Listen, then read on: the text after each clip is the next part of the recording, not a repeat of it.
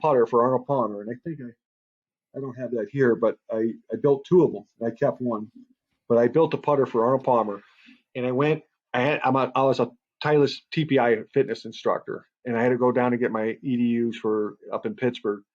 And I said, I'm going to stop by Latrobe, see if I can see him. And I had his personal irons in my car, and I had his personal putter and a driver of his.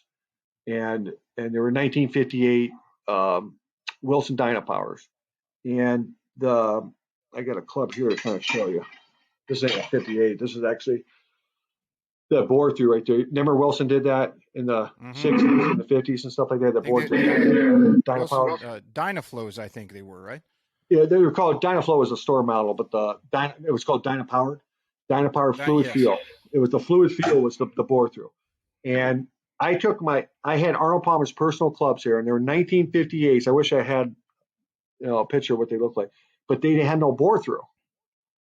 And I pulled up to Arnold Palmer's office. I went across the street to the club, and he says his office is across the street. So I went over there and asked the girl, "Can I speak to Mr. Palmer?" She says, "Oh, you have an appointment." I go, "Oh, he's too busy." But they found out I was from Cleveland area.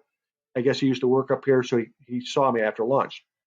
I was nervous. I was like I was dating my wife for the first time. And I remember going in. I remember just my hands. I was trying to hold my hands so he wouldn't see me shake. But I just remember going in there and I said, "Mr. Palmer, why did you take these irons? His irons didn't have a bore through."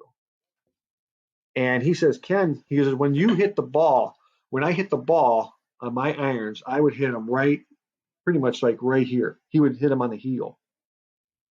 And he says, when Wilson came out with that, he said it was the best thing any club ever came out with.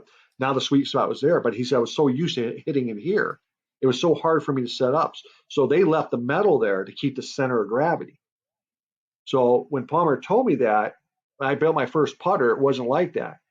And I started studying putters and companies like Truett, TP Mills. He was big in the center of gravity.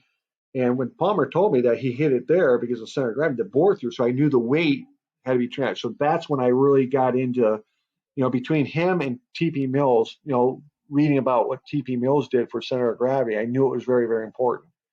And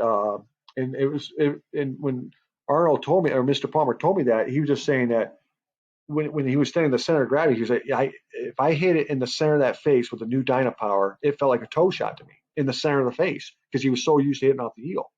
And I said, "Oh, really?" And I went back and I remember grinding something. I ruined it too. I remember grinding something down. I actually ended up ruining it, but it totally made sense. So my next run I made, I brought the center of gravity to where it was supposed to be. I was really focused on that.